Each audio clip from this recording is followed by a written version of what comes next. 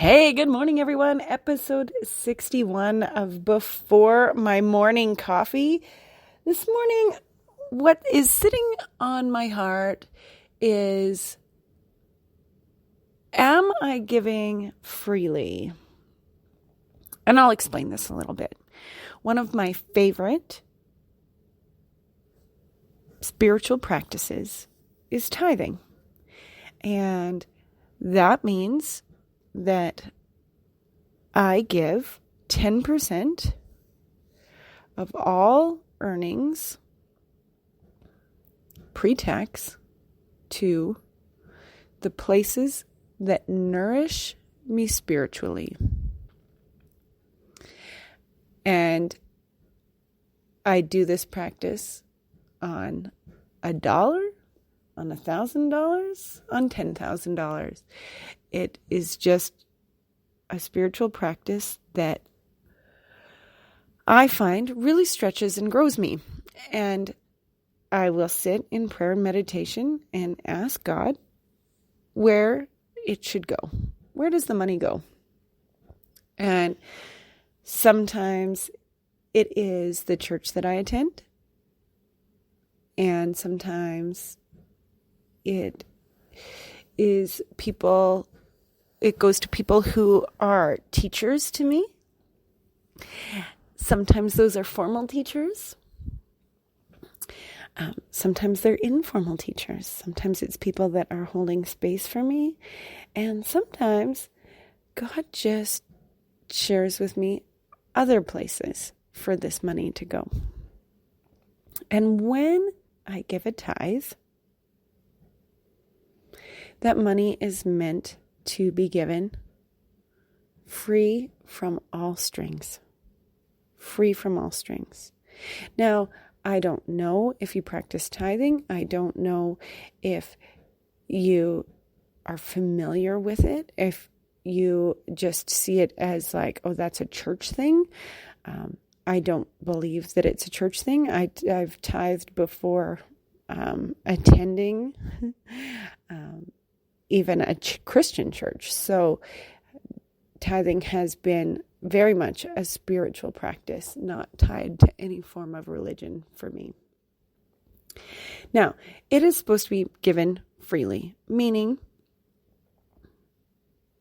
the money can be used in any which way that the person or organization chooses to use it.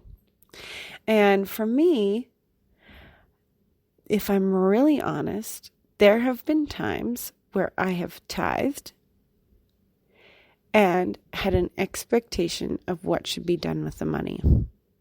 Have you ever been there? And I can tell you that energetically, that doesn't feel so good. And I've done this once with a friend of mine when I tithed to her and said, but hey, you could always use this for XYZ. Rather than giving her the money freely and without strings. Now, she had intended to use the money anyway for that purpose. God would have aligned it to be that way if it were meant to be. And yet, the control freak in me was like, I know best. And just didn't feel so good. So now, I do my very best to ensure that any of that money comes without strings. Without strings. And I've even had a conversation about this, a brief conversation about this with my pastor at the church I attend, about why is it that the offering envelopes have so many options about where the money should go, rather than just, here is the tithe, do with it what you wish. And it's because people like to be able to direct the money in the ways, like if they're giving, they want it to go where they want it to go. And I can understand that as well. It just, for me, I was like, how do I give you money where you can put it where you need it most? Because that's what's important to me, that you put it where you need it, not me deciding where it goes. And I'm not really certain why it is that I am sharing this with you this morning, except for when I tithe now, especially when it's to an individual, I often say, use it how you want. Use it where you need to. Be totally whimsical with it. Be totally responsible with it. To me, it does not matter. And that is given freely. I will often say, use it to buy shoes or pepperoni pizza. It doesn't matter to me. Use it all on pepperoni pizza. Right now, this morning, I would love to be eating me some pepperoni pizza.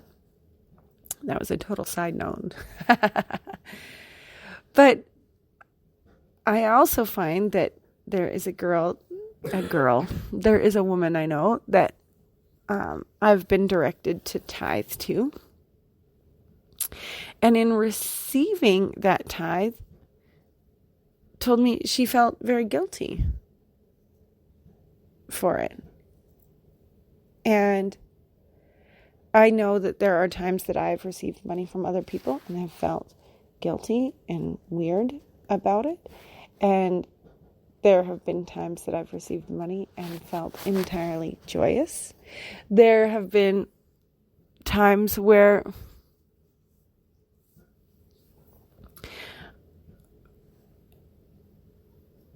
I have been given things that have come with strings, and times when things have been given freely.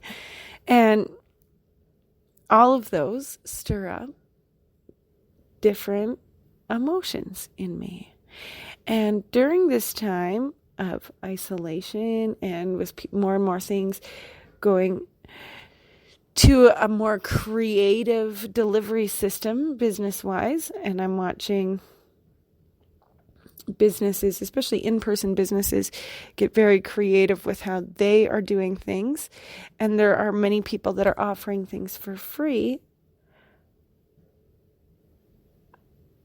I often will tap into the energy of that to see if it's being given freely or if it comes with strings.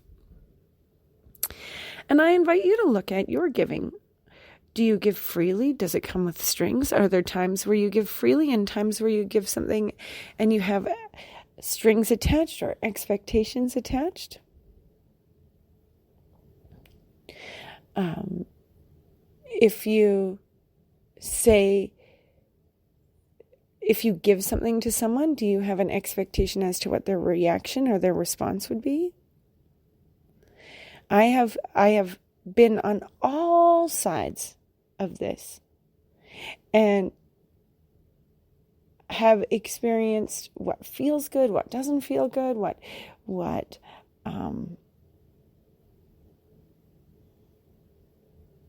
ways I want to move forward in the future, the ways that I try to stay clean and clear with my energies, with my giving, free from expectations.